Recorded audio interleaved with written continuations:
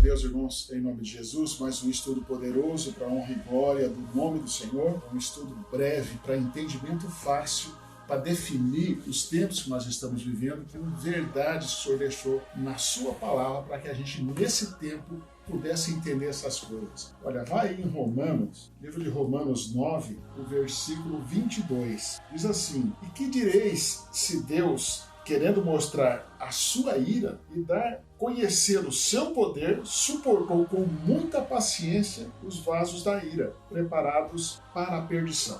Olha, isso aqui parece obscuro, mas não é. O que Paulo está narrando aqui em Romanos é a situação do povo judeu daquele tempo. O Senhor suportou, está dizendo, o Senhor suportou os vasos da ira, suportou a falsa crença, a falsa religião. Na verdade, a Bíblia era a mesma que nós temos aqui nós conhecemos como o Velho Testamento. É o que eles tinham, que era o Pentateuco, os profetas, já tudo formado. Não tinha um novo evangelho, que o Senhor estava acontecendo com o Senhor, e as cartas depois disso viria a acontecer também, Apocalipse também depois, através de João. Mas o Senhor está dizendo que ele suportou os vasos da ira, suportou a religião, o sistema religioso daquele tempo que tinha a palavra. Amém?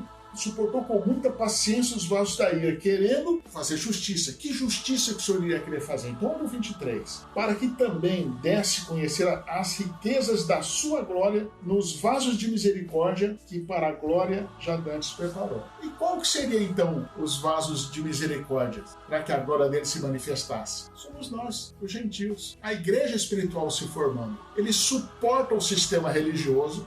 Presta atenção que isso é importantíssimo. Ele suporta o sistema religioso da época. E quando fala suporta, irmãos, não é a morte dele, não estou falando da morte ou do tempo dele aqui. Ele vem suportando o sistema religioso há tempos. O sistema religioso já havia sido aprendido na Babilônia, porque era um sistema falso, era só o sistema religioso. E voltando para o mesmo lugar, ele suporta porque o Filho de Deus tinha que nascer ali. Ele é descendente de judeu, ele é judeu. Amém? Glória a Deus. Então ele suporta tudo isso para que o Filho de Deus poderoso, nosso Senhor Jesus, o nosso Salvador, venha, entregue a sua vida, resgata toda a casa de Israel junto com os gentios de volta, os vasos da misericórdia dele, e forma a igreja espiritual.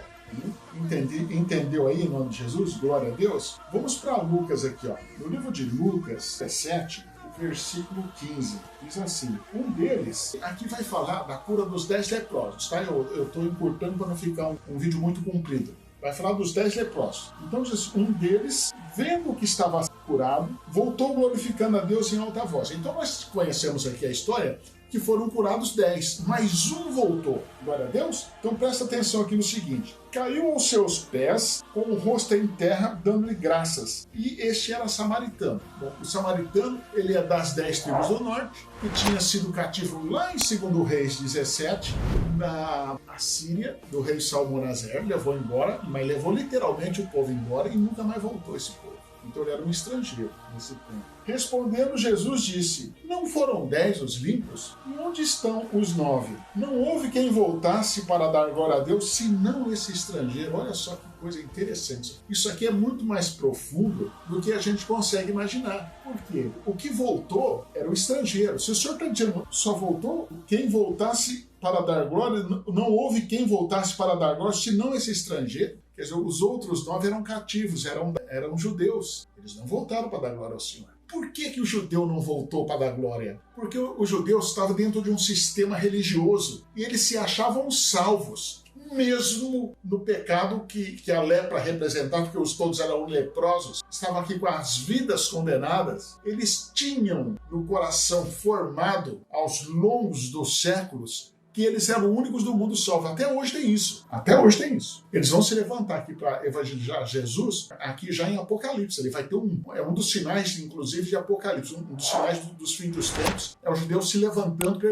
evangelizar Jesus. Amém? Está na profecia de Benjamim, o último a sentar na mesa. Então, irmãos, os judeus não voltavam porque eles tinham certeza que eles eram salvos. Não precisa glorificar. É como se Jesus tivesse feito a obrigação dele de curar os judeus, porque eles eram o povo escolhido de Deus. Mas este samaritano aqui, em que lá atrás o Senhor abriu mão dos pais, dos nossos pais, devido ao excesso de pecado e feio pecado de abandonar o Senhor, que era das 10 tribos do norte, que foi levado cativo, espalhou pelo mundo e se tornou gentil. Então ele tinha necessidade de ter Deus como nós temos hoje, nós sentimos no nosso coração. Isso porque chama Espírito Santo. O Espírito Santo nos provoca a sentir essa falta do Senhor. E nós sentimos a falta do Senhor e buscamos Ele constantemente, sabendo que é aquilo que nós possamos estar fazendo não está de acordo com aquilo que o Senhor quer. Então nós sentimos isso no coração, esse peso da falta do Senhor. E isso já vinha de séculos. E o Senhor promete, ele diz para a mulher cananeia, eu não vim senão para as ovelhas perdidas da casa de Israel. A casa de Israel era as 10 tribos do norte, levada cativa. E ele chama a casa de Israel de volta. Ele nos chama de volta. E aqui só volta aquele que estava aberto ao entendimento. O Senhor curou todos pela misericórdia dele. E todos poderiam ser salvos.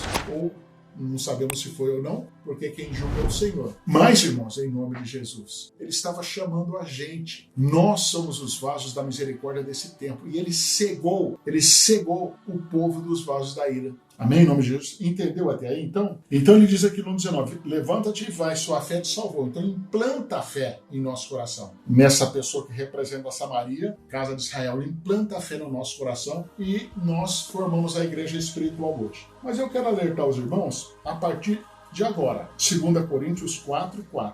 Isso nós temos que prestar atenção, porque nós temos um sistema religioso se formando, que acha que é salvo, que não precisa do Senhor. É só os irmãos ler a 7ª igreja de Apocalipse, a igreja de Laodiceia. Vamos ver que essa 7ª igreja, que é a última, que é a igreja do nosso tempo, acha que é salva. Ela não precisa de nada. Em 2 Coríntios 4, versículo 4, diz assim, nos quais o Deus deste século cegou os entendimentos dos incrédulos, para que lhes não resplandeça a luz do evangelho da glória de Cristo, que é a imagem de Deus. Olha, irmãos, o Senhor está dizendo que ele cegou o entendimento dos incrédulos. Se ele está chamando de incrédulos, é porque as pessoas não creem. Mas aí o sistema responde, não, mas nós cremos que o Senhor Jesus é o Rei. Então o que o Senhor chama de incrédulos de nós? Porque não estão exatamente dentro da palavra como os judeus não estavam dentro da palavra. Algo parecido com o Evangelho, que aliás Satanás usa o Evangelho para enganar as pessoas, e ele usa isso dentro das religiões, e as pessoas ficam ali passando anos, dezenas de anos ali, sendo enganadas, e não se movimentam para entender a palavra do Senhor. E os tempos para se fechar vão chegando, e o Apocalipse vai chegando,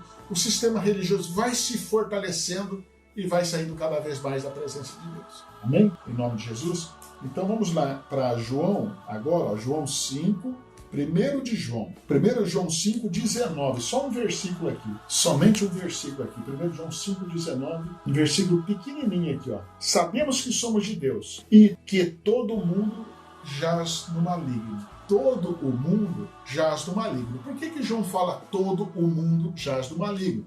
Porque o sistema religioso ele está dentro do sistema político, dentro de um sistema mundial, dentro de um sistema comercial, financeiro. Ele faz parte de tudo isso. Todo mundo jaz no maligno. O maligno domina no mundo, porque ele foi permitido dominar. Nós que estamos no Senhor, não deixamos o sistema dominar sobre nós, ou pelo menos não deveríamos deixar. Mas João aponta que o mundo jaz no maligno. O que é jaz? Jaz vem de jazigo. Jazigo é túmulo. Túmulo é morte.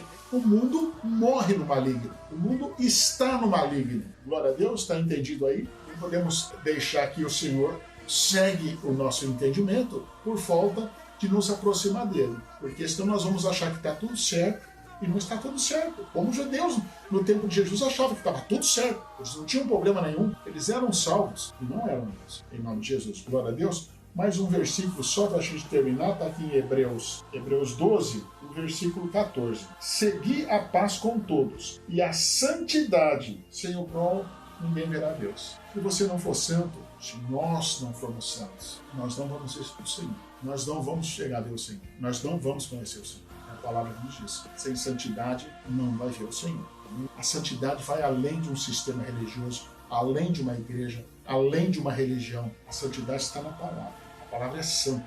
A palavra é santa. Ela é o próprio Senhor. É ela que nos mantém em santidade. Se nós tivermos e temos Bíblia em todos os lugares, mas se nós não acessarmos ela, não formos a ela, não lermos ela, não tirar tempo para estarmos com ela, nós não vamos ter santidade. Passou o portal que está chegando aí na frente. Em nome de Jesus. Glória a Deus. Deus te abençoe. Deus abençoe a sua família. Deus abençoe o seu entendimento e te abra o entendimento. E você não desvie do entendimento, nem para a direita nem para a esquerda, em nome de Jesus.